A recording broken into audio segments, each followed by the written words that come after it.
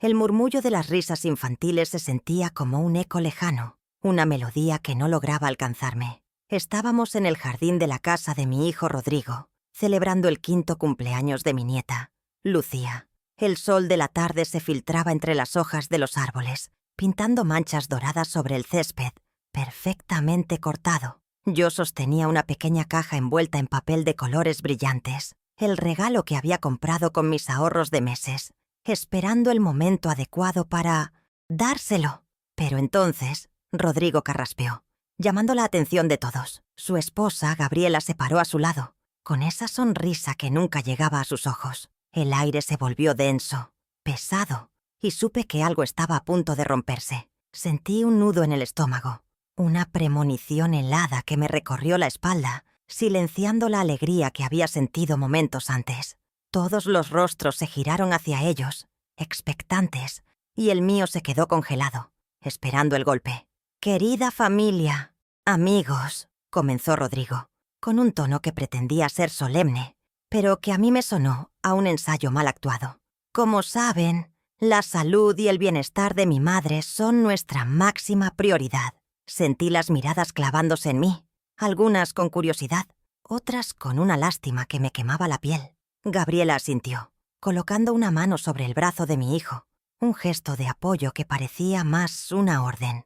Ella siempre había sido así, la directora silenciosa de la vida de Rodrigo, la arquitecta de sus ambiciones. Continuó hablando de mi supuesta fragilidad, de los olvidos que nunca tuve, de los peligros de vivir sola a mi edad.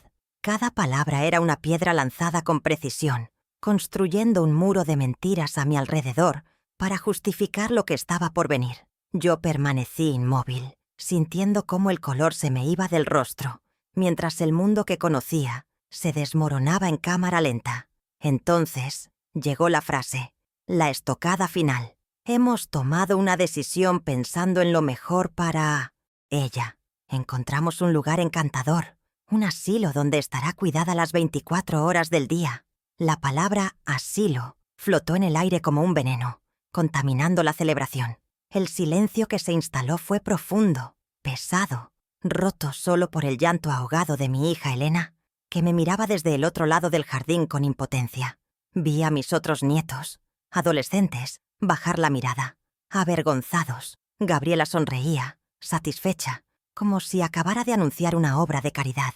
No era un lugar encantador, yo lo sabía. Días antes, había encontrado un folleto de un lugar gris y lúgubre en la basura, un sitio barato en las afueras de la ciudad. Querían deshacerse de mí de la forma más económica posible, envolviendo su crueldad en papel de regalo de falsa preocupación. El impacto fue físico. Sentí que el aire me faltaba, como si me hubieran golpeado en el pecho.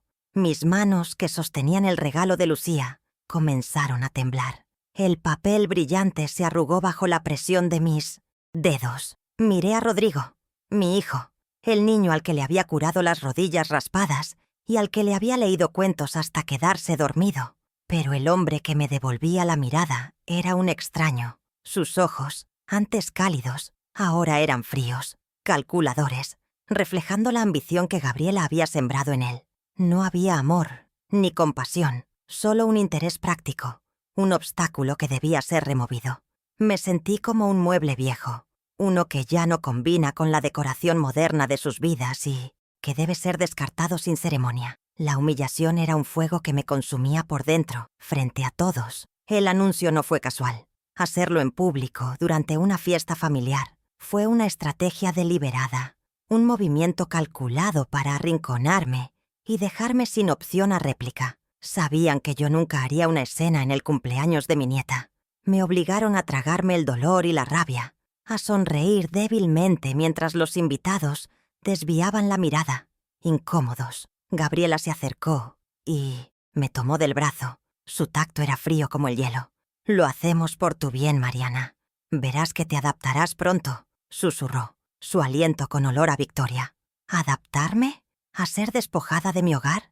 ¿De mis recuerdos? ¿De mi dignidad? Quería gritar. Quería decirles a todos la verdad, que solo querían mi apartamento para financiar la expansión de su negocio. Pero mi voz se había quedado atrapada en mi garganta, ahogada por la traición. Vi el futuro que habían planeado para mí. Paredes anónimas, horarios estrictos y la compañía de extraños que, como yo, habían sido dejados atrás por sus familias. Un lugar donde mis plantas se marchitarían, donde las cartas de mis antiguos pacientes se perderían en alguna caja olvidada. Un final silencioso y gris para una vida que había estado llena de color y sacrificio. Era la anulación total de mi existencia, la negación de todo lo que había sido y hecho. Me sentí despojada, no solo de mi casa, sino de mi identidad. Ellos habían decidido que mi historia había terminado, que ya no tenía un papel que desempeñar, excepto el de una carga que debía ser gestionada. Y en ese momento, rodeada de mi propia familia, nunca me había sentido tan sola, tan invisible, tan rota. Pero mientras estaba allí, soportando el peso de su crueldad, algo dentro de mí se encendió. Una chispa pequeña, casi imperceptible, en medio de las cenizas de mi corazón. Fue un pensamiento fugaz, un recuerdo enterrado de mi esposo, Antonio, antes de morir. Recordé una vieja carpeta de cuero que él me había hecho prometer que guardaría siempre, una que contenía documentos que yo nunca había entendido del todo. Él siempre decía: «Mariana, esto es nuestro verdadero seguro de vida, nuestro legado silencioso. Guárdalo bien, porque nunca se sabe cuándo el lobo llamará a la puerta». Durante años, esas palabras no habían significado nada, pero en ese instante resonaron en mi mente con una claridad abrumadora. El lobo no solo estaba llamando, estaba dentro de la casa, sonriendo con los labios de mi propia familia. Ellos creían que me habían vencido, que yo era una anciana frágil y resignada que aceptaría su destino sin luchar. Veían mis lágrimas silenciosas como una señal de rendición, mi silencio como una aceptación de mi derrota. Pero se equivocaban. No conocían la fuerza que se esconde en el corazón de una madre herida, ni el poder que puede yacer latente en viejos papeles olvidados. Mientras Gabriela seguía hablando de los maravillosos jardines del asilo, yo tomé una decisión. No iba a ser su víctima. No iba a desaparecer en silencio. Ellos habían abierto la caja de Pandora con su codicia, sin saber que dentro no solo había dolor, sino también una promesa de que la justicia, aunque a veces silenciosa y lenta, siempre encuentra su camino. Y yo, Mariana Salinas, iba a asegurarme de ello. Me llamo Mariana Salinas, tengo 67 años, y hace 12 que el silencio de la viudez se instaló en mi hogar, un apartamento lleno de luz y plantas que ha sido mi refugio desde que Antonio se fue. Aquí, entre mis helechos y orquídeas, cada rincón guarda una historia, un eco de las risas de mis hijos cuando eran pequeños, del aroma del café que mi esposo preparaba cada mañana. Soy una mujer de rutinas sencillas. Riego mis plantas al amanecer, leo el periódico mientras el sol entra por la ventana y, por las tardes, me siento en mi viejo sillón de orejas a releer las cartas que guardo en una caja de madera. Son cartas de antiguos, pacientes, notas de agradecimiento de personas a las que cuidé durante mis 40 años como enfermera.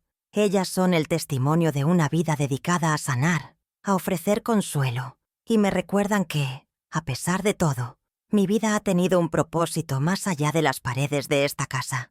La gente suele verme como una mujer frágil, alguien a quien el tiempo ha suavizado los bordes, y en parte es cierto.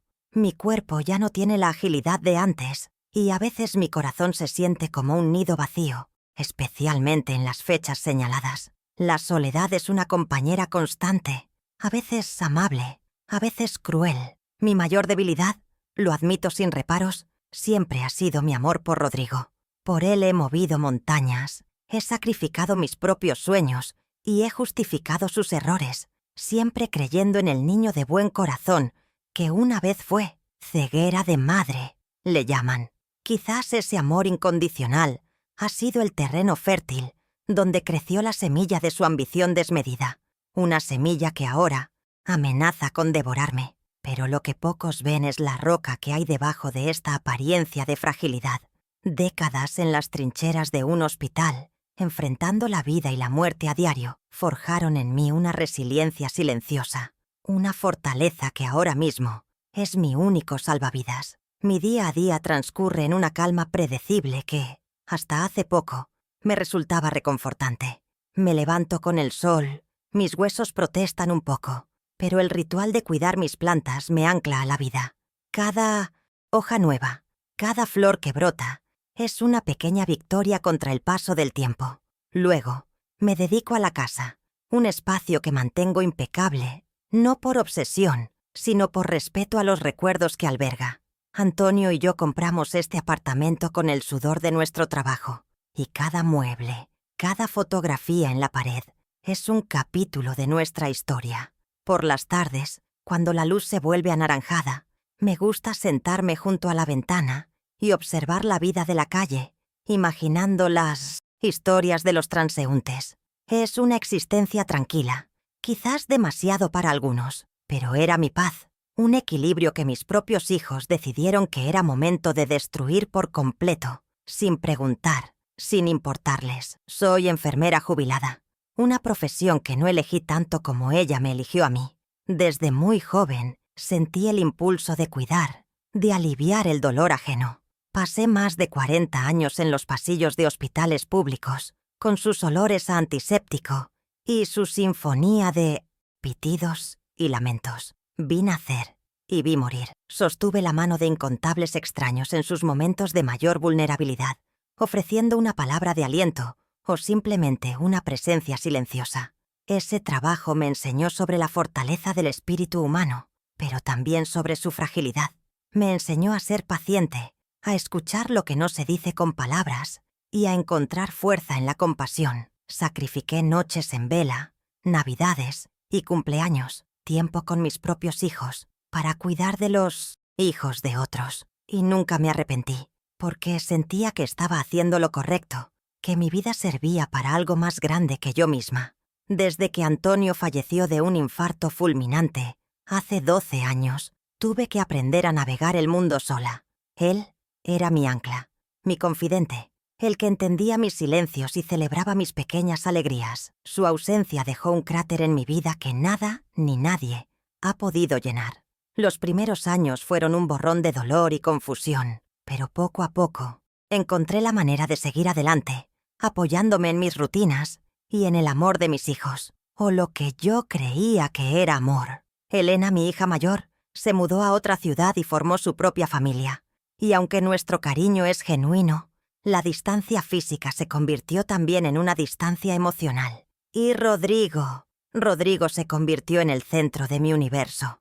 Volqué en él todas mis esperanzas y mis afectos, sin darme cuenta de que estaba llenando un pozo sin fondo, uno que terminaría por tragarme. La gente de mi edificio me conoce como Doña Mariana, la de las plantas. Me saludan con cariño en el ascensor, me piden consejos para sus geranios y a veces me traen algún postre.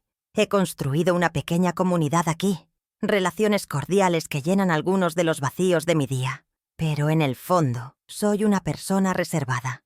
Guardo mis preocupaciones y mis miedos para mí, una costumbre que adquirí en el hospital, donde mis problemas siempre parecían insignificantes comparados con el sufrimiento de mis pacientes. Esta tendencia a interiorizarlo todo, a no querer ser una carga, es quizás otra de mis vulnerabilidades. Mis hijos la han interpretado como una señal de que no necesito nada, de que soy autosuficiente hasta el extremo.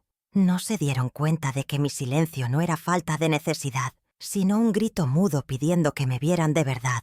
A pesar de mi edad, mi mente sigue lúcida. Recuerdo con detalle eventos de hace 50 años, los nombres de mis profesores de la escuela y las recetas que mi madre me enseñó. Sin embargo, Gabriela y Rodrigo han comenzado a tejer una narrativa sobre mi supuesta senilidad, exagerando pequeños olvidos cotidianos hasta convertirlos en síntomas de una enfermedad inexistente. ¿Te acuerdas dónde dejaste las llaves, mamá? ¿Ya tomaste tu pastilla para la presión?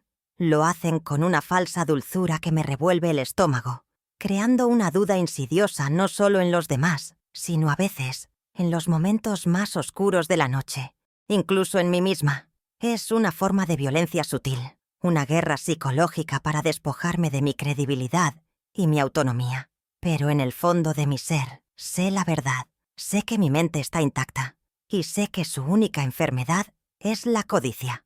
Mi mayor tesoro, además de las cartas de mis pacientes, es un viejo álbum de fotos de tapas gastadas. En sus páginas amarillentas está contenida toda mi vida, mi infancia en el campo, mi boda con Antonio, el nacimiento de mis hijos, las vacaciones en la playa. A menudo lo abro para buscar refugio en el pasado, para recordar a la joven llena de sueños que fui, a la madre joven que creía haber construido una familia inquebrantable.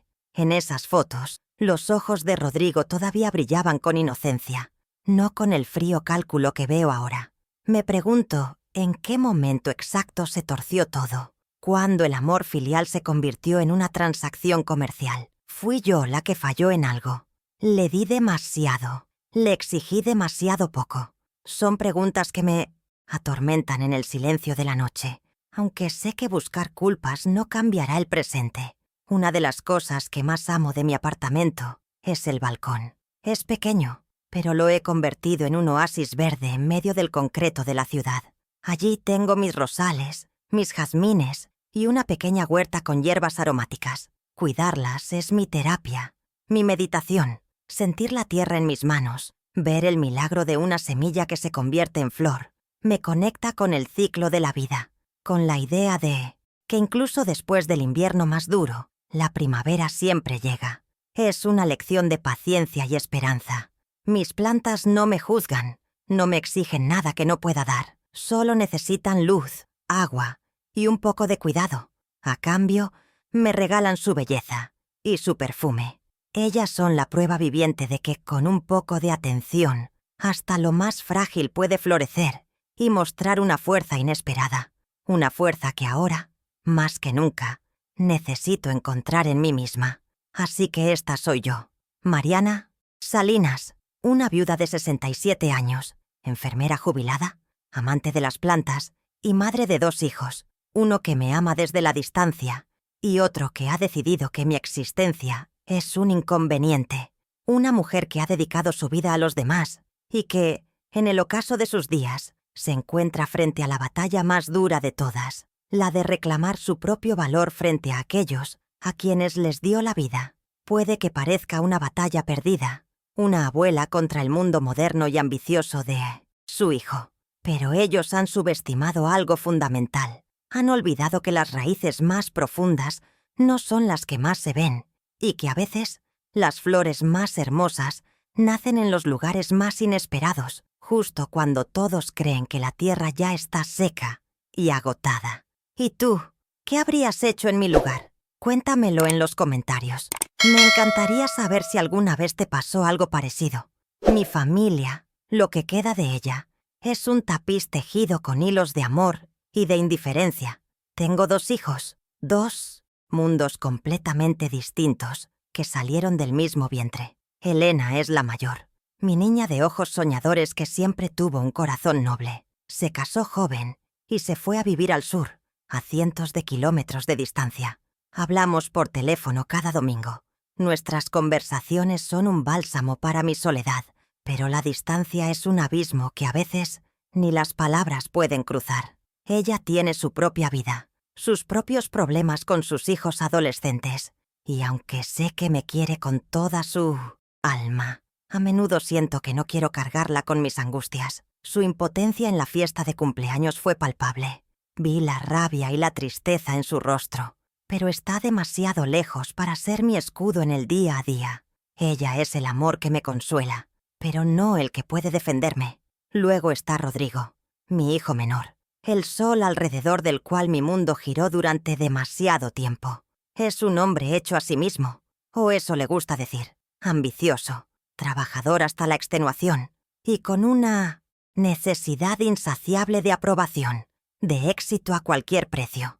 Desde niño fue competitivo, siempre queriendo el mejor juguete, la mejor nota, la atención completa. Yo, en mi afán de madre, se lo di todo. Creí que estaba forjando un hombre fuerte, un líder, pero ahora veo que solo alimenté un ego frágil que necesita devorar todo a su paso para sentirse grande. Él no es una mala persona en su esencia, o al menos eso quiero creer. Es un hombre débil, profundamente inseguro, que encontró en Gabriela el combustible perfecto para sus peores instintos. Ella le susurra al oído que él merece más, que el mundo le debe algo, y que yo soy solo un peldaño viejo en su escalera hacia el éxito. La verdadera arquitecta de mi desgracia es Gabriela, mi nuera. Es una mujer tallada en hielo, con una belleza fría y una sonrisa que es pura estrategia.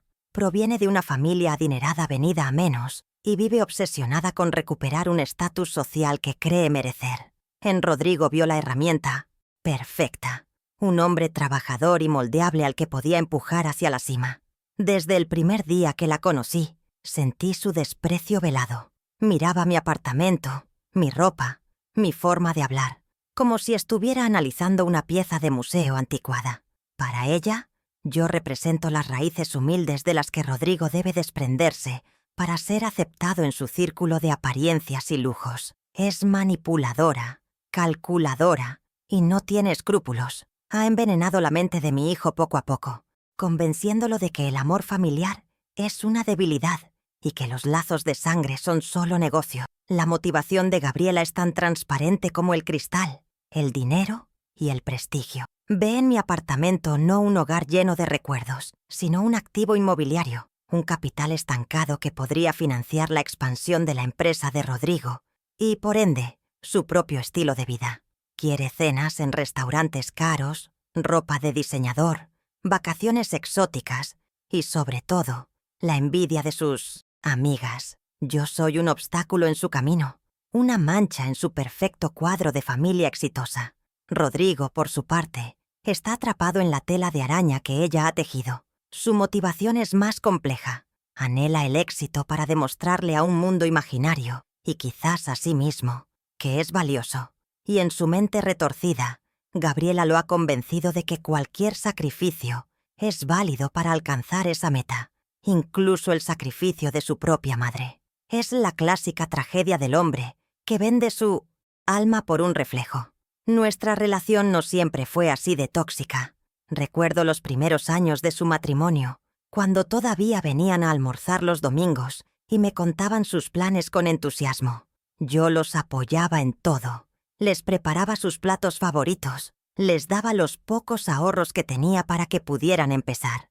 Pero a medida que su negocio crecía, ellos se encogían como personas. Las visitas se hicieron más cortas, las llamadas más esporádicas. Empezaron a criticar mi casa. «Mamá, este sofá es tan viejo. Deberías modernizar la cocina». Eran pequeñas pullas, alfileres que al principio apenas sentía, pero que con el tiempo se convirtieron en dagas. Cada comentario era una forma de marcar distancia, de avergonzarse de sus orígenes, de mí. Empecé a sentirme como una visita en mi propia vida, una extraña para mi propio hijo. Hubo un episodio, hace un par de años, que debió haberme abierto los ojos por completo. Era mi cumpleaños y organicé una pequeña cena en casa. Cociné durante todo el día. Preparé la lasaña que a Rodrigo tanto le gustaba de niño. Llegaron 2 horas tarde, sin una flor, sin una disculpa sincera. Gabriela se pasó la noche mirando el móvil, mientras Rodrigo hablaba sin parar de un nuevo contrato que había cerrado, sin preguntarme ni una sola vez cómo estaba. Cuando trajeron su regalo, era una caja de esas cremas antiarrugas carísimas. «Para que te cuides un poco, suegra. La vejez no perdona», dijo Gabriela con una sonrisa afilada. En ese momento, entendí que ya no me veían como una madre, sino como un proyecto de caridad, una antigüedad a la que hay que sacarle el polvo de vez en cuando. La tensión se hizo casi insoportable en los últimos meses. Dejaron de invitarme a los eventos importantes de la empresa, alegando que sería muy agotador para mí. Cuando nació Lucía, mi nieta, apenas me dejaron tenerla en brazos en el hospital. Gabriela siempre encontraba una excusa. «Cuidado con los gérmenes, Mariana. La niña necesita tranquilidad». Me estaban aislando sistemáticamente, construyendo un muro invisible pero impenetrable a mi alrededor. Cada gesto, cada palabra, era parte de un plan para hacerme sentir superflua, una carga. Estaban preparando el terreno, abonando el campo para la humillación final. Y yo, en mi soledad y mi deseo de no perderlos, aguantaba, sonreía, fingía que no me daba cuenta. Me aferraba a los escasos momentos de falsa cordialidad, como un náufrago a una tabla. Así que este es mi entorno.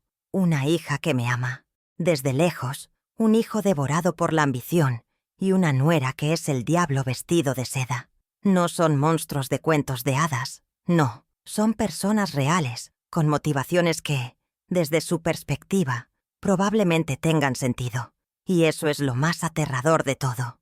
No actúan por pura maldad, sino por una mezcla tóxica de codicia, inseguridad y un profundo vacío espiritual. Han llegado a creer que su felicidad depende de las cosas materiales, de la aprobación externa, y en esa búsqueda desesperada, han decidido que yo soy un precio que están dispuestos a pagar. Lo que no saben es que el precio de traicionar a una madre es mucho más alto de lo que jamás podrán imaginar, y que la factura, tarde o temprano, siempre llega. Mi vida no ha sido un camino de rosas, sino uno empedrado con turnos dobles y manos agrietadas por el jabón antiséptico. Durante más de 40 años, los pasillos del hospital fueron mi segundo hogar, y a veces, incluso el primero. Recuerdo innumerables noches de Navidad, bajo la luz fluorescente de la unidad de cuidados intensivos, cenando un sándwich frío mientras mis hijos me esperaban en casa. Recuerdo perderme festivales escolares, partidos de fútbol y cumpleaños porque el deber me llamaba, porque la vida de alguien dependía de mis manos. Cada una de esas ausencias era una pequeña espina en mi corazón, un sacrificio que hacía con la esperanza de estar construyendo un futuro mejor para ellos, un futuro en el que no tuvieran que luchar tan duro como yo. Les di mi tiempo, mi energía, mi juventud. Les di todo lo que tenía, creyendo que sembraba amor y que cosecharía, al menos, un poco de gratitud al final del camino. Mientras otros padres llegaban a casa para cenar con sus familias, yo a menudo llegaba para encontrar a mis hijos ya dormidos. Les daba un beso en la frente, les ajustaba las mantas y me sentaba en la oscuridad de la cocina, demasiado cansada para comer, sintiendo el peso del mundo sobre mis hombros. Mi sueldo de enfermera no era mucho, pero lo estiraba como un milagro. Remendaba ropa, cocinaba para toda la semana los domingos y buscaba ofertas en el mercado como si buscara un tesoro. No había lujos para mí, ni un vestido nuevo, ni una salida al cine. Cada centavo que ganaba estaba destinado a ellos, a sus libros, a sus zapatos, a las clases de guitarra de Elena o al campamento de verano de Rodrigo. Mi alegría era ver sus rostros felices. Su satisfacción era la mía. Nunca lo vi como una carga, sino como el privilegio de ser su madre, el motor que impulsaba sus sueños. Cuando Rodrigo mostró interés por los negocios, vi en sus ojos una chispa de ambición que me llenó de orgullo. Quería estudiar administración de empresas en una de las mejores universidades del país, una que estaba muy por encima de nuestras posibilidades. Antonio acababa de fallecer y yo me encontraba sola, con una pensión modesta y 2 hijos a los que sacar adelante. Muchos me aconsejaron que lo hiciera buscar una opción más económica, una carrera técnica, pero yo veía su potencial, o lo que creía que era su potencial, y no podía cortarle las alas. Quería darle la oportunidad que yo nunca tuve, la llave para abrir un mundo de posibilidades. Así que tomé la decisión más difícil y trascendental de mi vida, una que cambiaría nuestro futuro para siempre. Aunque no de la manera que yo imaginaba en aquel entonces. Pocos meses después del funeral de Antonio, con el corazón todavía roto, tomé los papeles de un pequeño terreno que mis padres me habían dejado en el pueblo. Era mi única herencia, un pedazo de tierra que olía a mi infancia, a los veranos corriendo descalza entre los árboles frutales. Era mi conexión con mis raíces, mi plan de seguridad para la vejez. Pero el sueño de mi hijo pesaba más que mis propios miedos. Lo vendí por mucho menos de lo que valía, presionada por la necesidad y la urgencia de pagar la matrícula de la Universidad de Rodrigo. Recuerdo firmar los papeles con la mano temblorosa, sintiendo que me desprendía de una parte de mí. Le di el dinero a Rodrigo, y él me abrazó, con lágrimas en los ojos, prometiéndome que me devolvería cada centavo, que un día yo viviría como una reina. Era una promesa vacía, palabras que el viento de su ambición se llevó por completo. Ese dinero El fruto de la tierra de mis ancestros fue la semilla del imperio que Rodrigo ostenta hoy con tanto orgullo. Fue el capital inicial para su primera pequeña empresa, el colchón que le permitió asumir riesgos y crecer. Él cuenta la historia de su éxito como una hazaña de un genio solitario, un hombre que empezó desde cero. Nunca menciona la tierra vendida, nunca habla del sacrificio de su madre. Ha borrado esa parte de la historia porque no encaja en la narrativa de hombre poderoso e independiente que ha construido para sí mismo. Y yo, durante años, lo permití. Callé por amor, por no querer avergonzarlo, por pensar que mi papel era estar en la sombra, aplaudiendo sus logros desde la distancia. No me di cuenta de que mi silencio no era humildad, sino complicidad en mi propia anulación. El contraste entre lo que di y lo que he recibido a cambio es un abismo que me quita el aliento. Yo le di las herramientas para construir su castillo, y ahora él quiere encerrarme en el calabozo. Le di mi pasado para que él tuviera un futuro, y ahora él quiere borrarme de su presente. Cada ladrillo de su lujosa casa, cada traje caro que cuelga en su armario, cada viaje que hace con Gabriela, está manchado con el polvo de esa tierra que vendí por él. Es una verdad que quema, una injusticia que clama al cielo. ¿Cómo puede un hijo olvidar de dónde viene? ¿Cómo puede mirar a su madre a los ojos y no ver el reflejo de todos los sacrificios que ella hizo por él?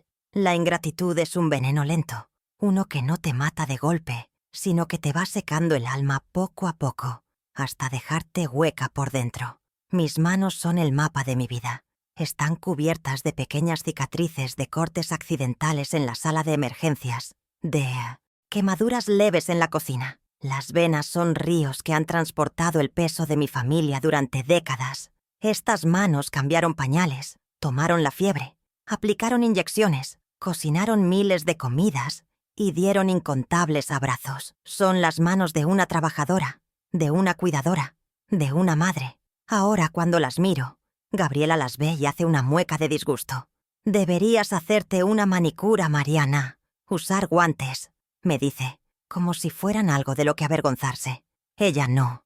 Entiende que estas manos son mi medalla de honor, el símbolo de una vida de servicio y amor incondicional. Son la prueba irrefutable de todo lo que he dado, un testimonio que ninguna palabra de desprecio puede borrar. No solo fueron sacrificios materiales, también renuncié a partes de mí misma. Soñaba con viajar, con conocer el mar, que solo había visto en postales. Soñaba con tener un pequeño jardín, como el que tenían mis padres. Soñaba con tener tiempo para pintar, un talento que abandoné en la juventud.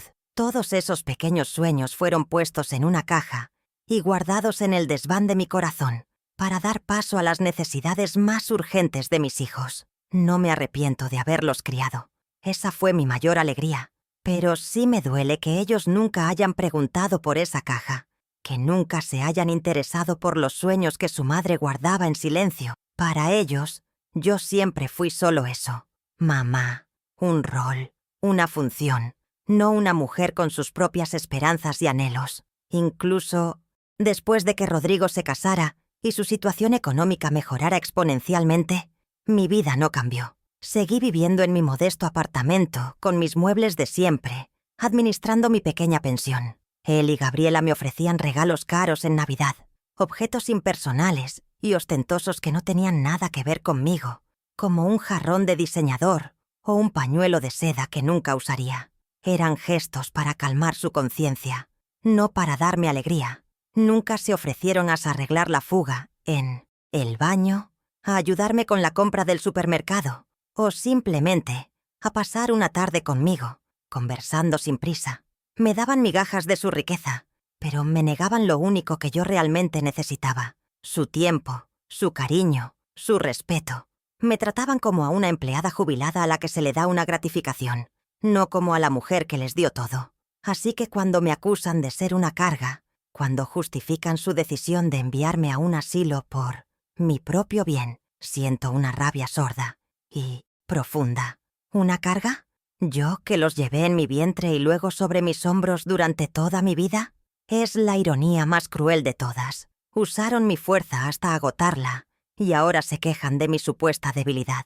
Se beneficiaron de cada uno de mis sacrificios y ahora me presentan la cuenta, como si yo fuera la deudora. Pero han cometido un error de cálculo fatal. Creen que me han vaciado por completo, que ya no queda nada dentro de mí. No saben que el amor de una madre, cuando es traicionado, no desaparece, se transforma, se convierte en una fuerza distinta, una que ya no nutre, sino que exige justicia.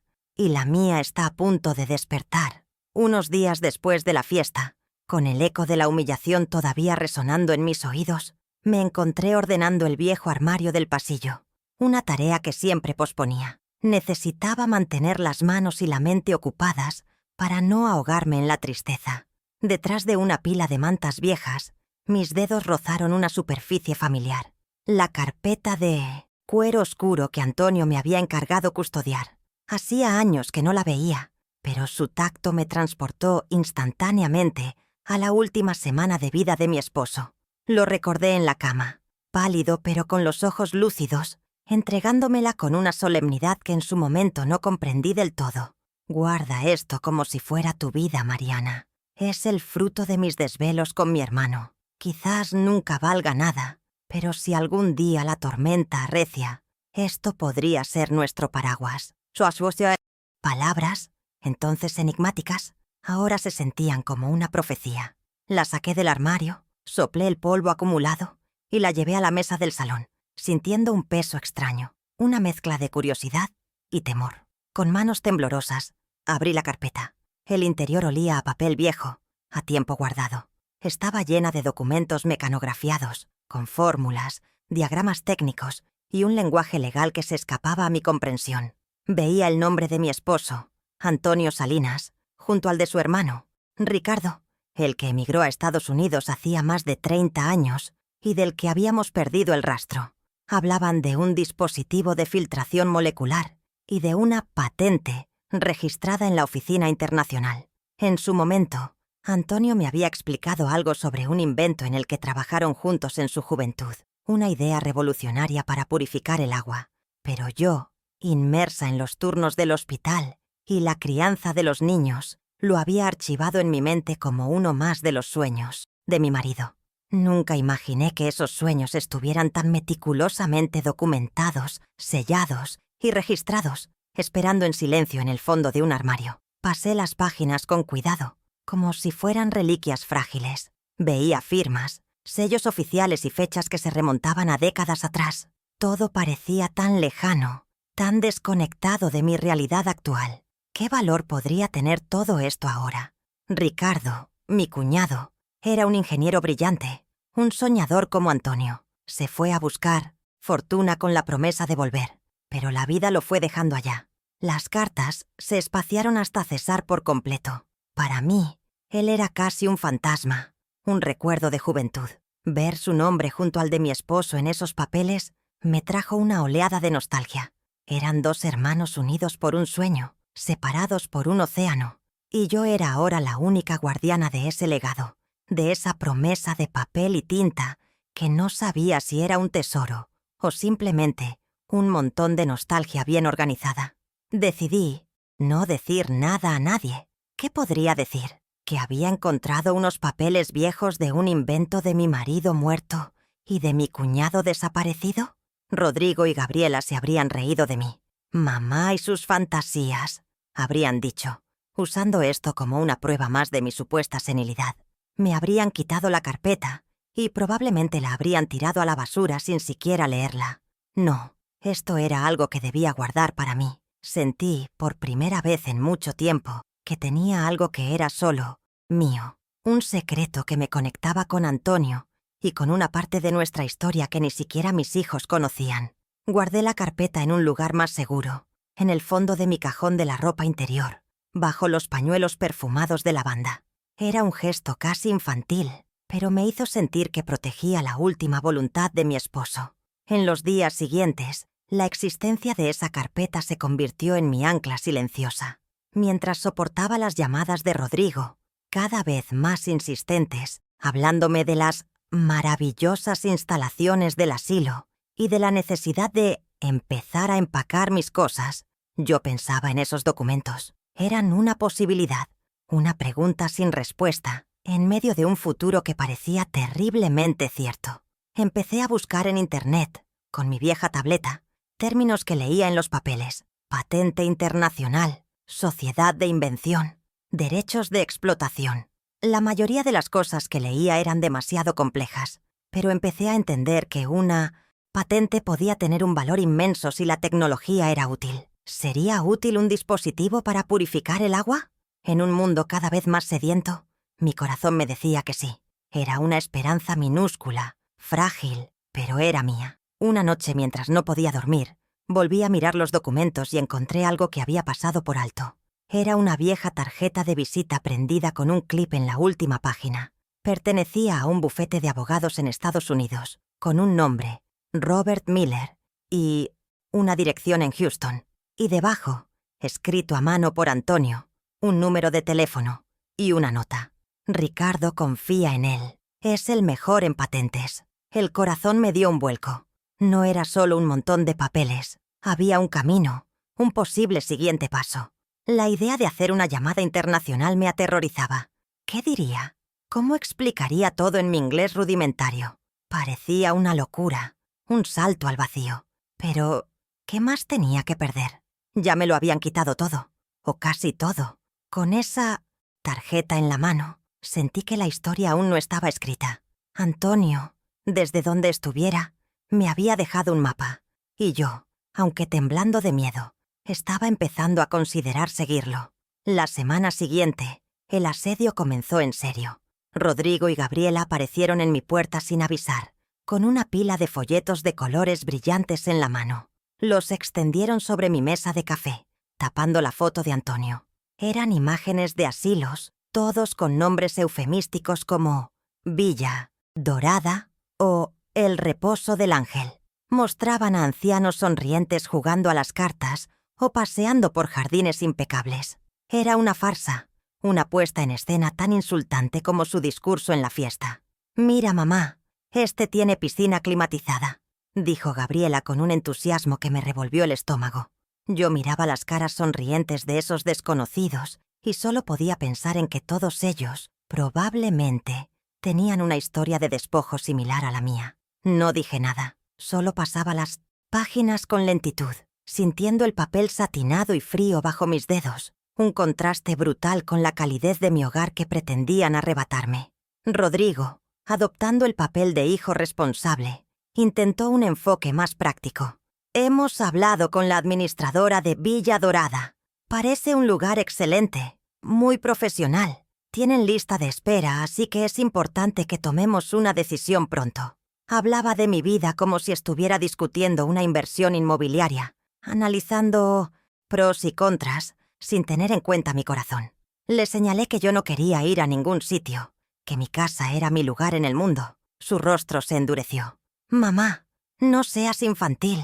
Esto no es un debate. Es por tu seguridad.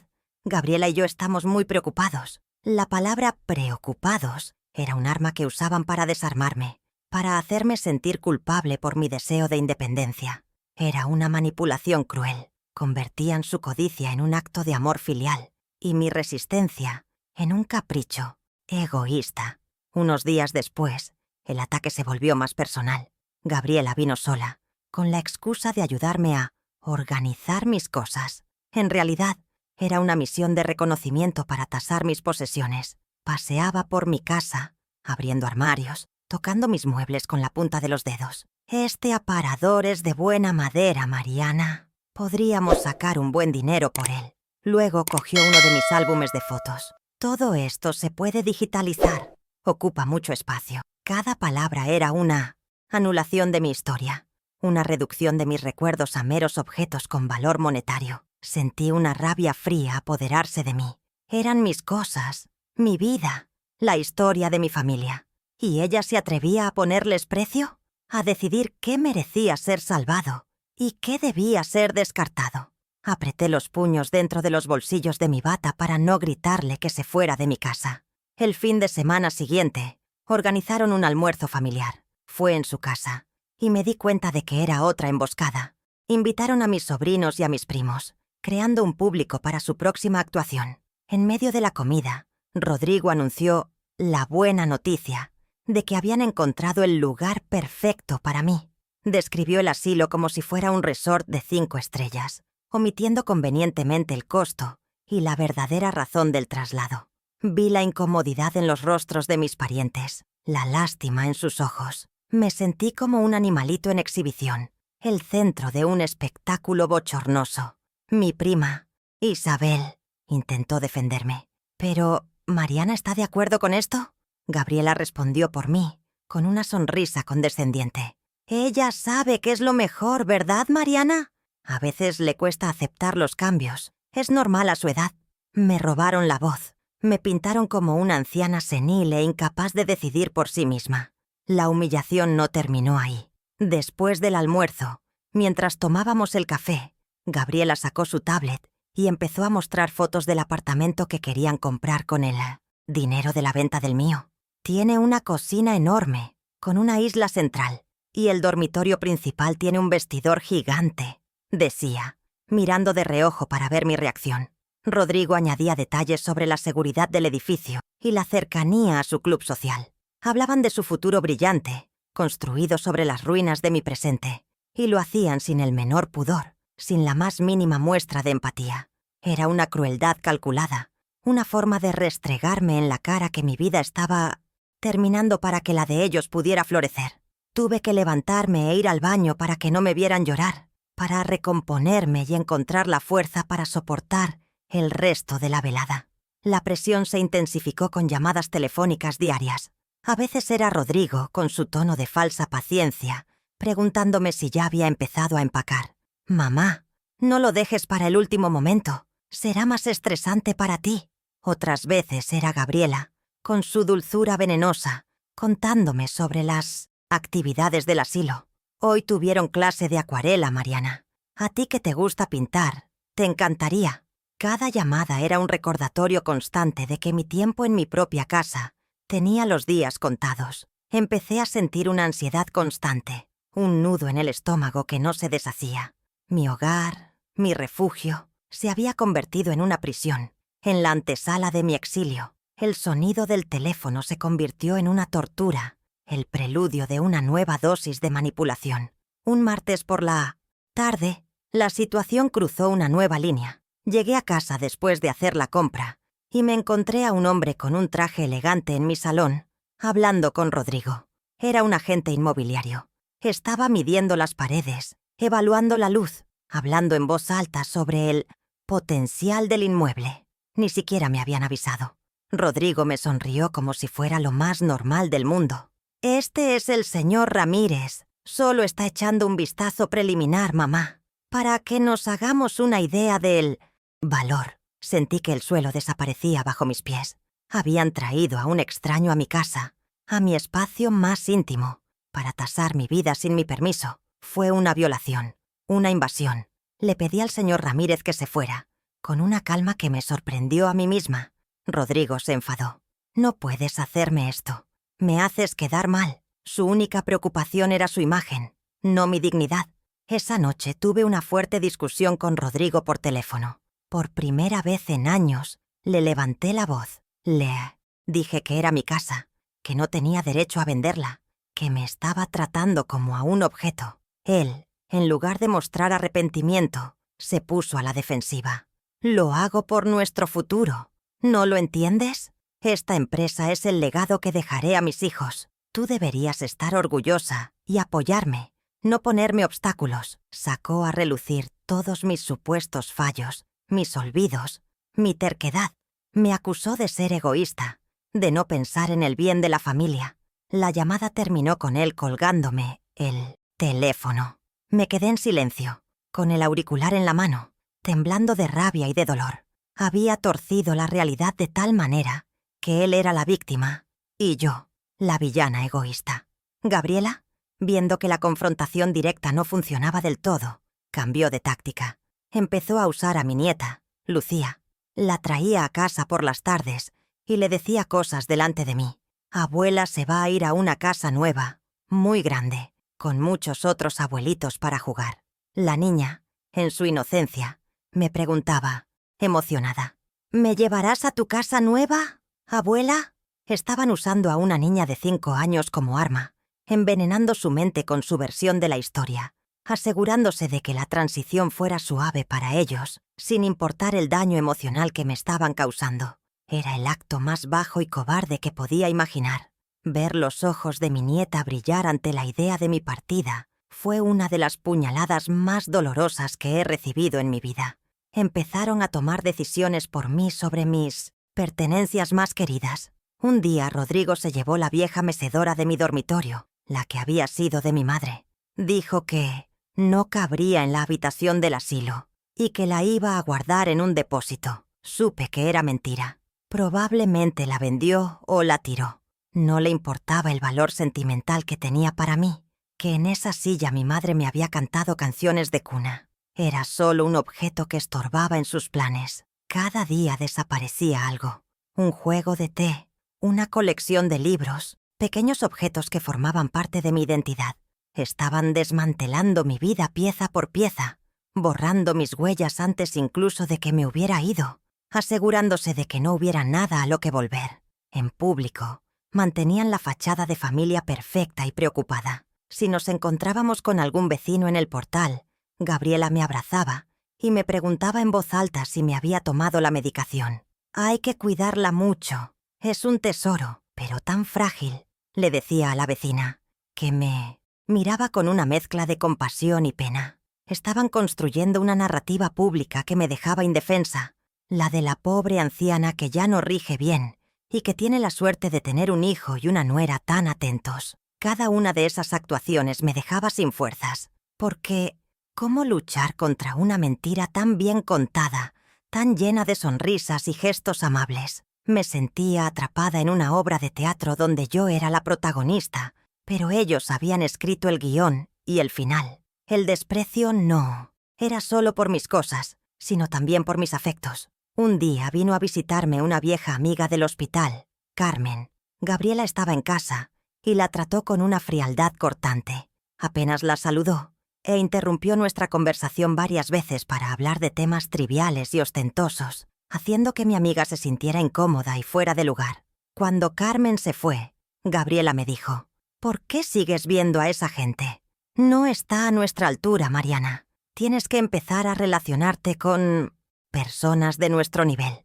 Quería aislarme incluso de mis amistades, de las personas que me conocían de verdad y que no se tragarían su cuento. Quería que mi mundo se redujera solo a ellos, a su control, a su voluntad. Quería ser la única voz que yo escuchara, una voz que me repitiera constantemente que yo ya no valía nada. La gota que colmó el vaso fue sutil, pero devastadora. Rodrigo había contratado a una empresa para que hiciera un inventario de mis cosas para la mudanza. La mujer que vino fue amable, pero su trabajo consistía en poner pequeñas etiquetas de colores en todo: verde para lo que iría al asilo, amarillo para lo que se guardaría en depósito y rojo para lo que se donaría o tiraría. Vi cómo ponía una etiqueta roja en la caja de madera donde guardo las cartas de mis pacientes. Le pregunté por qué. Me respondió con timidez: «El señor Rodrigo dijo que son papeles viejos sin importancia, que solo acumulan polvo». Esos papeles viejos eran mi vida, el testimonio de mi carrera, el consuelo de mi vejez. Que mi propio hijo los considerara basura fue la confirmación final. Esa noche no lloré. El dolor se había transformado en una calma glacial, en una claridad absoluta. Me senté en mi sillón, en la oscuridad, y miré la etiqueta roja pegada en mi caja de tesoros. Ya no había dudas, ni esperanzas de que recapacitaran. Habían cruzado todas las fronteras de la decencia y el respeto. Habían declarado la guerra, una guerra silenciosa y cruel. Y yo, hasta ese momento, solo me había defendido. Pero ya no. La mujer que había aguantado, que había justificado, que había callado por amor, murió esa noche, y en su lugar nació otra. Una mujer que sostenía en una mano una caja de cartas que probaban su valía como ser humano, y en la otra, una vieja carpeta de cuero que, con un poco de suerte, probaría su valía en el único lenguaje que ellos parecían entender, el del poder y el dinero. El juego había cambiado de reglas. y yo estaba a punto de hacer mi primera jugada. Aquella noche, sentada en la penumbra de mi salón, con la etiqueta roja brillando burlonamente sobre mi caja de recuerdos, algo se rompió dentro de mí. Pero no fue un quiebre ruidoso, de esos con llantos y gritos desgarrados. Fue una fractura silenciosa, profunda, como el hielo que se parte bajo una presión inmensa. Dejé de sentir dolor, dejé de sentir rabia, dejé de sentir la necesidad de su amor, de su aprobación. Era como si una parte de mí, la que había pasado décadas mendigando afecto y esperando reconocimiento, simplemente se hubiera apagado. Me di cuenta de que les había entregado todo mi poder, el poder de hacerme feliz, el poder de destruirme. Y en ese silencio, en esa calma helada, decidí que nunca más se los volvería a dar. Ya no lucharía para que me quisieran, lucharía para que me respetaran. Y si no podía obtener su respeto por las buenas, lo obtendría de la única forma que ellos parecían valorar. El amanecer me encontró en el mismo sillón, pero yo ya no era la misma. Mujer. El sol que entraba por la ventana no iluminaba a una víctima, sino a una estratega. La tristeza había dado paso a una determinación de acero. Ya no había lágrimas que derramar, solo un plan que trazar. Mi mente, que durante semanas había estado nublada por la angustia, de repente se volvió cristalina. Fui a mi dormitorio, saqué la vieja carpeta de cuero y la tarjeta de visita del abogado estadounidense, Robert Miller. La miré durante un largo rato. El miedo a lo desconocido, a hacer esa llamada, seguía ahí, pero ahora era más pequeño que mi resolución. Era un salto al vacío, sí, pero mi alternativa era un encierro seguro, una muerte en vida. Cogí la tableta y con dedos firmes busqué el prefijo para llamar a Estados Unidos. La suerte estaba echada. Preparé esa llamada como si fuera la misión más importante de mi vida. Escribí en un cuaderno las frases clave en un inglés torpe, ayudándome de un traductor en línea. Soy la viuda de Antonio Salinas. Tengo documentos de una patente. Su hermano Ricardo me recomendó que le llamara. Lo ensayé una y otra vez, hasta que las palabras dejaron de sonar extrañas en mi boca. Sabía que parecería una anciana loca, llamando desde el otro lado del mundo con una historia increíble, pero la indiferencia de mis hijos me había dado un extraño tipo de valor. Ya no me importaba hacer el ridículo, que era una pequeña vergüenza comparada con la humillación total que ellos me habían hecho pasar. Esperé a que fuera una hora decente. En Houston, respiré hondo 3 veces y marqué el número que Antonio había escrito a mano tantos años atrás. Al otro lado de la línea, la voz de una secretaria sonó profesional y distante.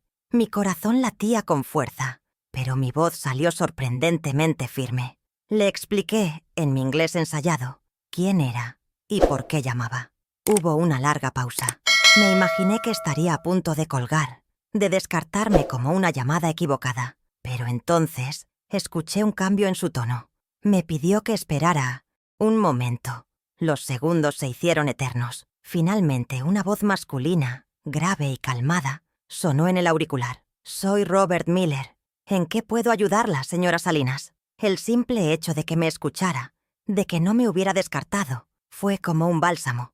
Le conté mi historia, la de los papeles, la de mi cuñado Ricardo, omitiendo, por supuesto, la parte de la traición de mi hijo. Hablé con la mayor serenidad que pude, aferrándome a la esperanza. El abogado me escuchó con una paciencia infinita. No me interrumpió ni una sola vez. Cuando terminé, se hizo un silencio que me pareció eterno. Pensé que me diría que eran papeles viejos sin valor, que estaba perdiendo el tiempo. Pero sus siguientes palabras encendieron una llama dentro de mí. Señora Salinas, llevo años intentando localizar a la familia de Ricardo. Falleció hace 5 años, pero dejó instrucciones muy claras sobre esta patente. Sentí un escalofrío. Ricardo, mi cuñado, estaba muerto, pero incluso desde la tumba parecía estar tratando de ayudarme. El abogado continuó. Esa patente, ese dispositivo de filtración de agua que su marido y su hermano inventaron, no es solo un papel viejo. Fue vendida a una corporación multinacional hace 18 meses por una suma considerable. Y usted, como heredera de Antonio, tiene derecho a la mitad de esa suma. Me quedé sin aliento. Las palabras «suma considerable» flotaban en mi mente, pero no podía procesarlas. No se trataba del dinero en sí, era la validación. Era la prueba de que el sueño de Antonio no había sido una locura, de que su legado era real y poderoso. El abogado me explicó los siguientes pasos. Necesitaba que le enviara copias de los documentos y de mi certificado de matrimonio. Él se encargaría de todo. Me aseguró que el proceso sería discreto y que me mantendría informada. Antes de colgar, me dijo algo que se me quedó grabado a fuego. Mariana, su esposo y su cuñado eran unos genios. El mundo es un lugar mejor gracias a su invento.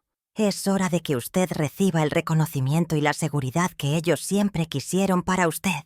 Colgué el teléfono y por primera vez en mucho tiempo sonreí. A partir de ese día, empecé a vivir una doble vida. Por fuera, era la misma Mariana de siempre. Adopté una actitud de resignación frente a Rodrigo y Gabriela. Dejé de discutir. Cuando hablaban del asilo, yo asentía dócilmente. Sí, hijo, si tú crees que es lo mejor, les decía con una voz suave y cansada. Les dejé creer que habían ganado, que mi espíritu de lucha se había extinguido. Observaba cómo planeaban el desmantelamiento de mi vida con una sonrisa satisfecha, sin sospechar ni por un segundo la tormenta que se estaba gestando en silencio. Cada gesto de condescendencia, cada palabra de falsa compasión, ya no me hería. Ahora eran solo combustible para mi determinación.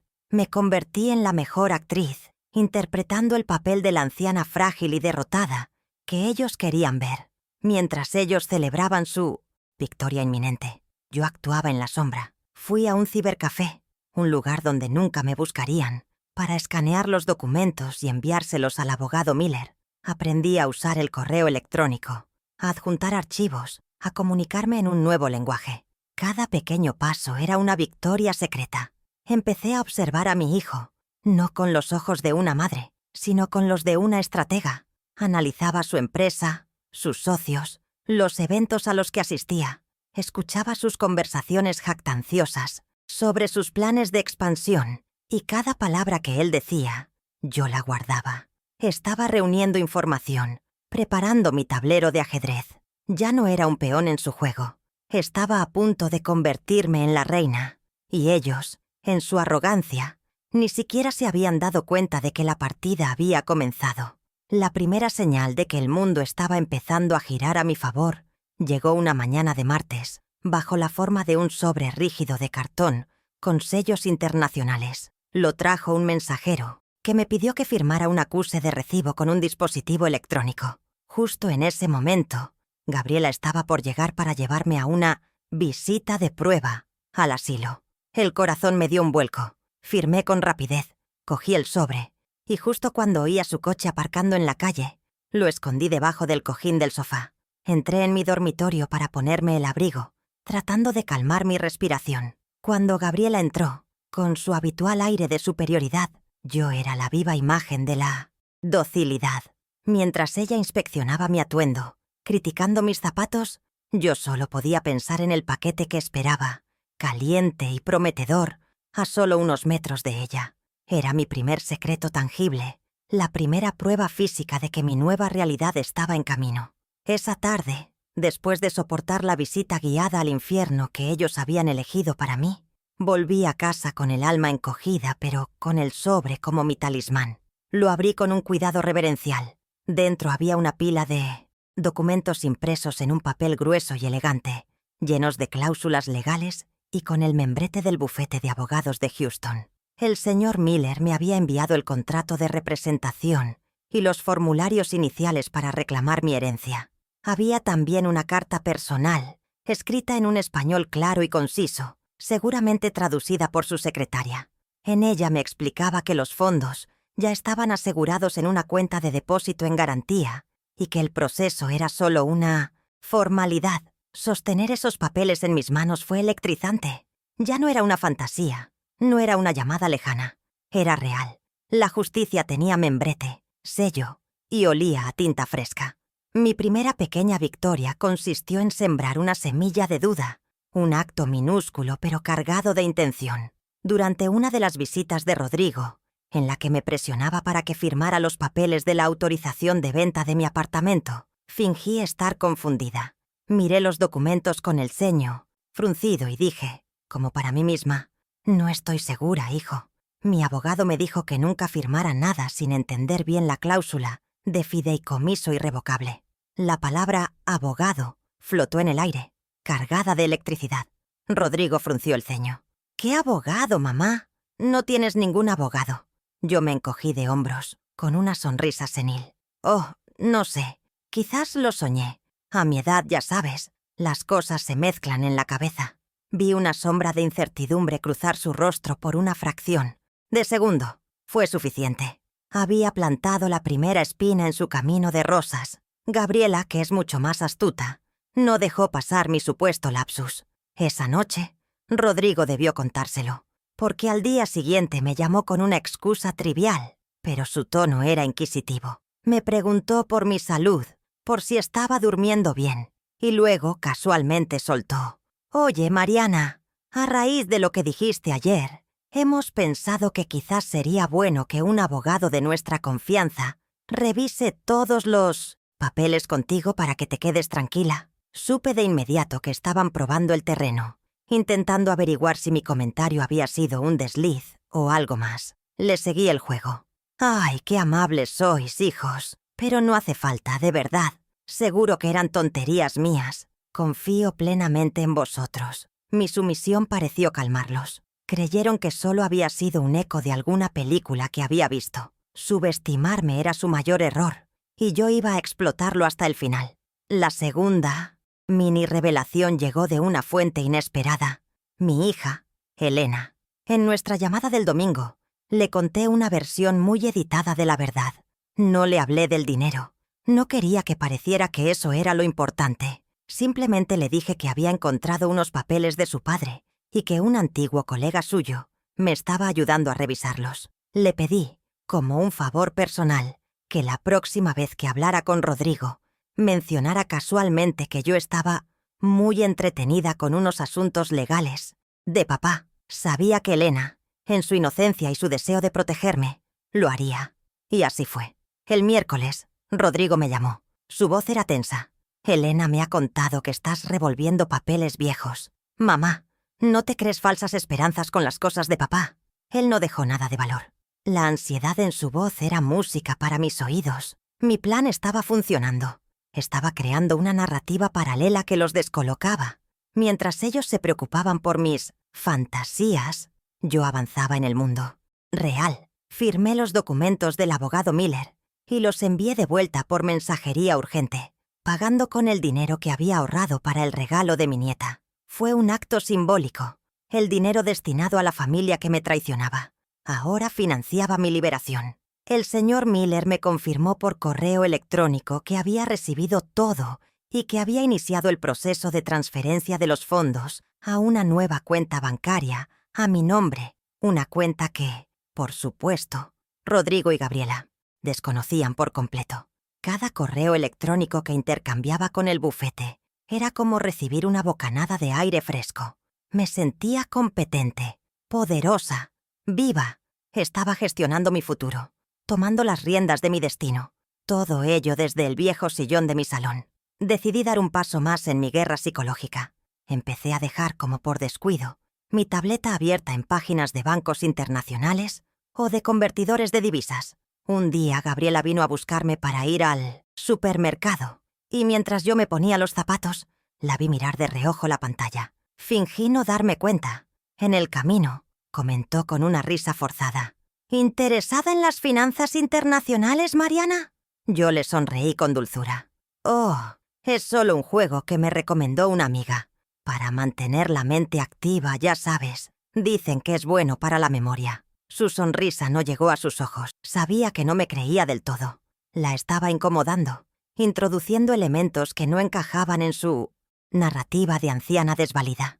Y una Gabriela incómoda era una Gabriela que cometía errores. El plan estaba en marcha y funcionando mejor de lo que había imaginado. El interés de los espectadores, de quienes me escuchan ahora, se renovaba con cada pequeña victoria.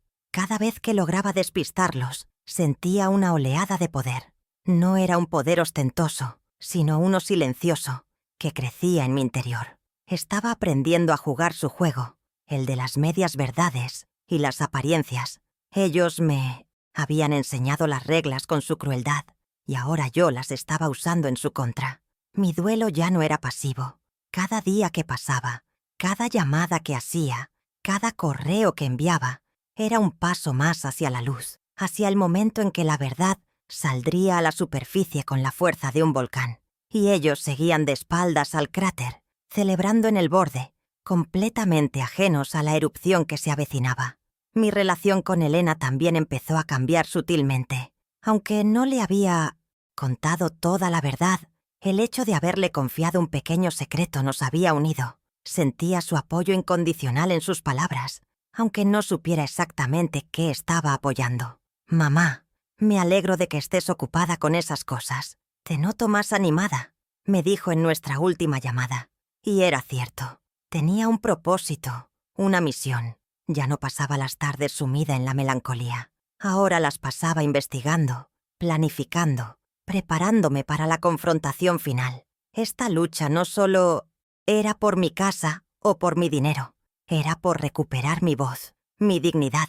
Era para demostrarle a mis hijos y a mí misma que Mariana Salinas no era un capítulo cerrado, sino una mujer a punto de escribir el mejor final para su historia.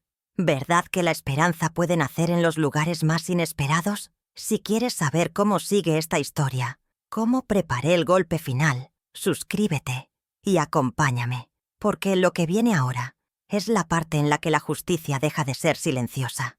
El abogado Miller me informó de que la transferencia de la primera parte de los fondos se haría efectiva en una fecha concreta. Era una suma que me costaba incluso escribir. Miré el calendario. Por una de esas ironías del destino, la fecha coincidía con una cena que Rodrigo y Gabriela organizaban para celebrar la firma del contrato de expansión de su empresa. Un contrato que, según se jactaba mi hijo, estaba financiado en parte por el adelanto de la venta del apartamento de mamá. Era el escenario perfecto, una oportunidad que el universo me servía en bandeja de plata. El clímax de su éxito sería el escenario de su caída, y yo sería la directora de esa orquesta. Empecé a preparar mi jugada final, eligiendo mi vestuario, ensayando mis palabras. No habría gritos, no habría insultos, solo la verdad, presentada con la calma y la precisión de un cirujano. La noche del evento, elegí mi atuendo con el cuidado de un general que se prepara para la batalla. No escogí un vestido lujoso, sino uno sencillo, de un color azul profundo, que me sentaba bien y me hacía sentir digna. Me puse el collar de perlas que Antonio me regaló en nuestro 20º aniversario, mi única joya de valor. Cuando llegué al elegante restaurante que habían reservado, todas las cabezas se giraron. Rodrigo y Gabriela habían invitado a lo más selecto de su círculo: socios, inversores, amigos influyentes. Mi presencia allí era una anomalía, la de la viejecita, a la que estaban a punto de cuidar. Gabriela me recibió, con una sonrisa tensa, susurrándome al oído: «Qué bien que pudiste venir, Mariana. Queríamos que vieras el fruto de nuestro esfuerzo». No sabía cuán proféticas eran sus palabras. Les sonreí con una serenidad que los descolocó, y me senté en la mesa que me habían asignado, un poco apartada del centro, como siempre. El ambiente era de euforia contenida. El champán corría, las risas eran ruidosas, y los discursos estaban llenos de autocomplacencia. Rodrigo, en el centro de todo, brindaba por su visión, por su audacia, por el brillante futuro que le esperaba a su empresa gracias al nuevo contrato de expansión. Mencionó de pasada el apoyo incondicional de su familia, y por un segundo sus ojos se cruzaron con los míos. Vi en ellos una mezcla de culpa y de justificación, la mirada de un hombre que sabe que ha hecho algo mal, pero que se ha convencido a sí mismo de que era necesario. No sentí odio, solo una profunda lástima. Estaba tan ciego, tan perdido en su laberinto de apariencias, que era incapaz de ver el precipicio que se abría a sus pies. Sorbí un poco de agua y esperé. El tiempo que durante tanto tiempo había sido mi enemigo, ahora jugaba a mi favor. Justo cuando los postres estaban siendo servidos, Rodrigo se puso de pie, copa en mano, para el brindis final. «Y ahora quiero brindar por el pilar de este éxito», comenzó, y yo pensé, con una ironía amarga, que se refería a mí, por el capital que nos ha permitido soñar en grande, la venta de una antigua propiedad familiar que nos dará el impulso definitivo. En ese preciso instante, como si estuviera orquestado por un director de cine, las puertas del salón privado se abrieron. Un hombre alto, de cabello canoso y vestido con un traje impecable, entró con paso firme. Era Robert Miller, mi abogado, que había volado desde Houston esa misma mañana. Se detuvo a mi lado, me dedicó una sonrisa tranquilizadora y luego dirigió su mirada, fría como el acero, hacia un Rodrigo que se había quedado con la copa a medio levantar y la palabra en la boca. El silencio que cayó sobre la sala fue absoluto, denso, casi se podía masticar. Todas las conversaciones se detuvieron, todas las miradas se clavaron en nosotros. Rodrigo balbuceó. «¿Quién es usted? Esta es una celebración privada». El señor Miller, con una calma imperturbable, sacó una tarjeta de su bolsillo y la puso sobre la mesa. «Mi nombre es Robert Miller y soy el representante legal de la señora Mariana Salinas». La confusión en el rostro de mi hijo era total. Gabriela, a su lado, palideció visiblemente. El abogado continuó, su voz resonando en el silencio sepulcral. «Interrumpo este brindis porque parece basarse en una premisa fundamentalmente errónea. La propiedad a la que usted se refiere, el apartamento de la señora Salinas, no está ni estará a la venta». Cada palabra era un golpe de martillo, preciso y demoledor. La tensión era insoportable. Rodrigo intentó reírse, un sonido hueco y nervioso. «¿Pero qué dice? Mamá y yo tenemos un acuerdo». El señor Miller levantó una ceja. «Un acuerdo basado en información incompleta, me temo. Verá, la señora Salinas no necesita vender su casa. De hecho, podría comprar este restaurante entero si así lo deseara». Se hizo una pausa dramática. «Como heredera universal de su difunto esposo, Antonio Salinas, ella es la beneficiaria del 50% de los beneficios de la patente de un dispositivo de filtración molecular, recientemente vendida a una multinacional por una cifra que tiene 8 ceros». Un murmullo de asombro recorrió la sala. Vi a los inversores mirarse unos a otros. Sus rostros, antes sonrientes, ahora eran máscaras de incredulidad y preocupación. La mandíbula de Gabriela parecía a punto de desencajarse. Pero el golpe de gracia aún no había llegado. El abogado Miller dejó que la noticia se asentara por un momento y luego continuó, dirigiéndose directamente a Rodrigo. «Pero esa no es la única razón por la que estoy aquí. Hemos revisado los orígenes de su empresa, señor Salinas, y hemos descubierto que el capital inicial para su fundación provino directamente de la venta de un terreno heredado por la señora Salinas. Un sacrificio que ella hizo para pagar sus estudios y apoyar sus sueños empresariales». Sacó una carpeta de su maletín, la misma carpeta de cuero que yo había guardado durante años. «Según las leyes de este país, cuando un bien familiar se invierte de esa manera, la persona que lo aportó se convierte en accionista legítima. Por lo tanto, me complace informarle, delante de sus socios e inversores, que su madre, Mariana Salinas, no es solo su benefactora, es la accionista mayoritaria de esta compañía». El impacto de esa última revelación fue como una onda expansiva. El silencio se convirtió en un caos de susurros y exclamaciones ahogadas. Rodrigo, blanco como el papel, se dejó caer en su silla, sin poder articular palabra. Miraba la carpeta de cuero, la prueba irrefutable de su origen, como si fuera una serpiente. Gabriela lo miraba a él, pero ya no con amor, sino con un desprecio gélido. La mirada de quien ve cómo su inversión se hunde en el fango. Los socios de la empresa se levantaron y se acercaron a nuestra mesa, exigiendo explicaciones. La fiesta se había terminado. La celebración de su éxito se había convertido, en cuestión de minutos, en el funeral público de su reputación. La justicia que yo había invocado en silencio desde mi pequeño apartamento había llegado de forma espectacular. El abogado Miller no había terminado. Con una calma devastadora, colocó un último documento sobre la mesa. «Y para asegurar que los intereses de mi clienta sean protegidos, hemos obtenido una orden judicial preliminar que congela todos los activos de la empresa y las cuentas personales del señor Salinas hasta que se realice una auditoría completa y se le restituya a la señora Salinas el valor total de su participación, con intereses retroactivos. Esto ya no era solo una humillación, era la ruina.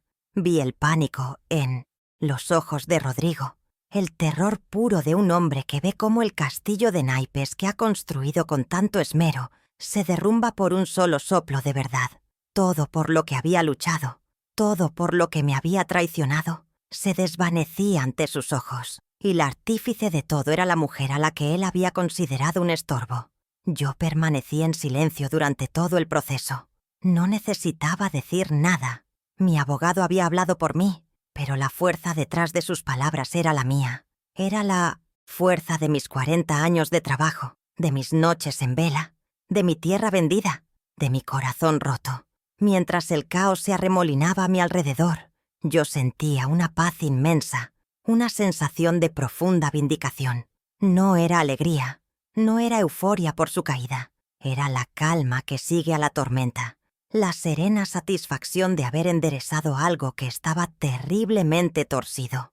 Levanté mi copa de agua y la miré. Era transparente, clara, purificada, como la verdad, y en ese momento, en medio de las ruinas del falso imperio de mi hijo, brindé en silencio por Antonio, por Ricardo y por la mujer que había descubierto que su valor no dependía de la aprobación de nadie. Finalmente me levanté de mi silla. Todos los ojos se posaron en mí. Caminé lentamente hacia Rodrigo, que seguía paralizado en su asiento. Me incliné y, en lugar de una bofetada o un reproche, le di un beso en la frente, el mismo beso que le daba cuando era un niño y tenía pesadillas. Le susurré al oído para que solo él me oyera. El dinero se puede recuperar, hijo. La dignidad y el respeto, no tanto. Espero que aprendas la lección. Luego me di la vuelta y, acompañada por el señor Miller, salí del restaurante, dejando atrás el desastre de sus vidas. No miré hacia atrás. Por primera vez en mucho tiempo, caminaba hacia mi propio futuro, y ya no había sombras en mi camino.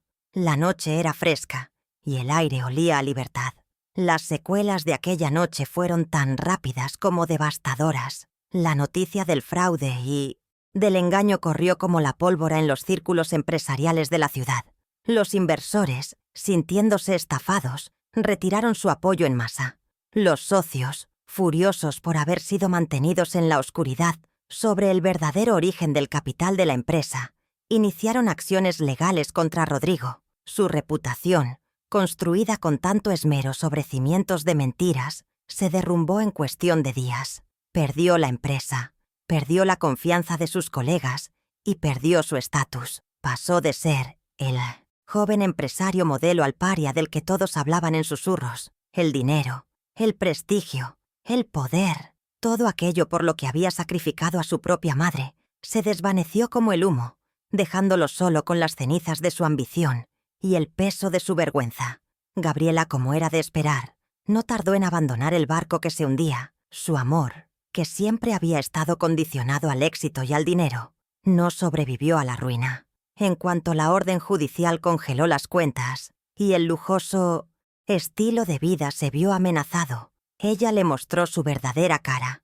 Lo acusó de haberla engañado, de haberla arrastrado a su desastre, negando por completo su propio papel como instigadora de todo el plan. Lo dejó de la misma manera fría y calculadora con la que me habían planeado desechar a mí, sin una segunda mirada, sin una palabra de consuelo. Se fue con sus maletas de diseñador, en busca de otro anfitrión al que adherirse. La pérdida de Gabriela no fue una pérdida de amor para Rodrigo, sino la pérdida del espejo que le decía que era exitoso y poderoso. Fue la pérdida final de su ilusión. Mientras el mundo de mi hijo se desmoronaba, el mío florecía. Con una parte de los fondos, y a través del señor Miller, compré de nuevo la antigua casa de mis padres en el campo, la que tenía el terreno que había vendido por Rodrigo. Era una casa llena de recuerdos de mi infancia, con un gran jardín donde por fin podría tener mis rosales y mi huerta. Contraté a un equipo para restaurarla, devolviéndole su antiguo esplendor. Mi vida se llenó de nuevos propósitos. elegir colores para las paredes, planificar la siembra de los árboles frutales, supervisar las obras. Ya no vivía en el pasado ni me preocupaba por un futuro incierto. Estaba anclada en un presente lleno de proyectos y de paz. El dinero no me compró la felicidad, pero me dio las herramientas para construirla con mis propias manos, en mis propios términos. Mi hija Elena, al enterarse de todo, tomó el primer avión para venir a verme. Llegó a mi apartamento con los ojos llenos de lágrimas, pero esta vez no eran de impotencia, sino de orgullo. Me abrazó durante un largo rato y me dijo: «Perdóname, mamá. Perdóname por haber estado tan lejos, por no haberme dado cuenta de lo que te estaban haciendo. Eres la mujer más fuerte que conozco». Nuestra relación, que se había enfriado por la distancia, se reavivó con una nueva fuerza. Pasamos semanas juntas, planeando la decoración de la nueva casa, recordando viejos tiempos y construyendo nuevos recuerdos. Ella reconoció mi fortaleza, no solo la de ahora, sino la de siempre. Y yo encontré en ella no solo a una hija, sino a una amiga y a una cómplice, sanando así otra de las heridas que la vida me había dejado. Unas semanas después de la debacle, Rodrigo me llamó. Era un hombre roto. Su voz, antes tan arrogante y segura, ahora era un susurro tembloroso. Lloró, me pidió perdón, me dijo que era un monstruo, que lo había perdido todo.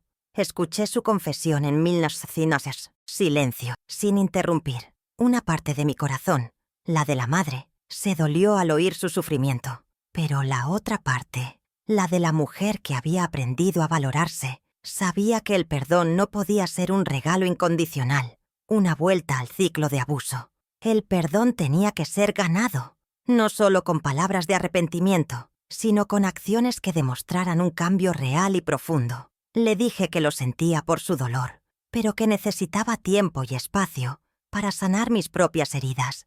No le cerré la puerta por completo, pero establecí límites claros e innegociables. Le ofrecí mi ayuda, pero no una ayuda financiera para reconstruir su imperio de mentiras, sino un apoyo condicionado a que buscara ayuda profesional para lidiar con su ambición y su falta de escrúpulos. Le dije que si quería volver a tener una relación conmigo, tendría que empezar desde cero, demostrando con hechos que entendía el daño que había causado. No habría reconciliación fácil, ni olvido conveniente.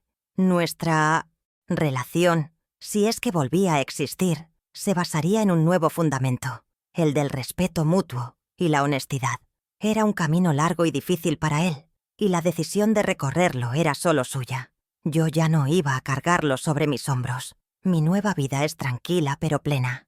Vivo en mi casa de campo, rodeada de mis plantas y de los libros que siempre quise leer. Elena y mis nietos vienen a visitarme a menudo, llenando la casa de risas. He creado una pequeña fundación con parte del dinero para dar becas a jóvenes que quieran estudiar enfermería, un homenaje a la profesión que me lo dio todo.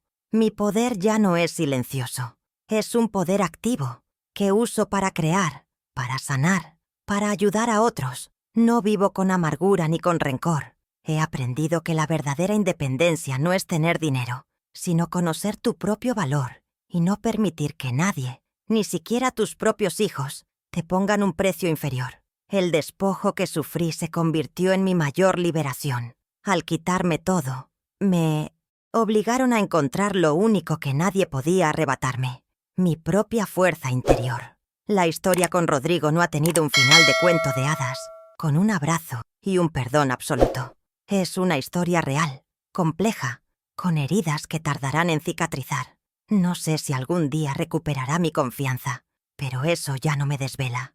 Mi felicidad ya no depende de él, ni de nadie. Depende de mí. Y esa es la lección más valiosa que he aprendido. Mi espíritu, que ellos creyeron haber aplastado, renació más fuerte y más libre que nunca, como una de esas flores silvestres que crecen en las grietas del cemento, demostrando que la vida siempre, siempre encuentra un camino. La lección que la vida me ha enseñado es simple pero profunda. La dignidad no tiene fecha de caducidad. Creyeron que por ser mayor, por ser viuda, por ser una mujer de vida sencilla, mi valor había disminuido. Me vieron como un objeto del pasado, una reliquia que se podía guardar en un desván para que no estorbara. Pero se equivocaron. El valor de una persona no reside en su juventud, ni en su fuerza física, ni en su cuenta bancaria. Reside en su historia, en las batallas que ha librado, en los sacrificios que ha hecho y en la sabiduría que ha acumulado en el camino. El respeto a esa historia, especialmente la de nuestros padres y abuelos, no es una opción. Es la base sobre la que se construye cualquier legado familiar que merezca la pena. Quien olvida sus raíces está condenado a vivir una vida sin cimientos, tan frágil como un castillo de naipes. Aprendí también que el amor incondicional debe tener una condición: el respeto. Durante demasiado tiempo, amé a mi hijo sin exigir nada a cambio, ni siquiera el trato digno que todo ser humano merece. Justifiqué su desprecio, perdoné su indiferencia, y con mi silencio le enseñé que podía tratarme como quisiera. Fue un error doloroso. El verdadero amor no anula, no somete, no humilla. El verdadero amor construye puentes, no muros. Ahora sé que amarse a uno mismo es el primer paso para poder amar a los demás de una forma sana. Poner límites no es un acto de egoísmo, sino de autoconservación. Y a veces, la mayor prueba de amor que podemos dar, tanto a nosotros mismos como a los demás, es dar un paso atrás y permitir que cada uno se haga responsable de las consecuencias de sus propios actos. La codicia es un fuego que lo consume todo, empezando por el alma de quien la alberga. Mi hijo y mi nuera estaban tan obsesionados con tener más, con aparentar más, que perdieron de vista lo único que realmente importaba: la humanidad, la empatía, los lazos familiares.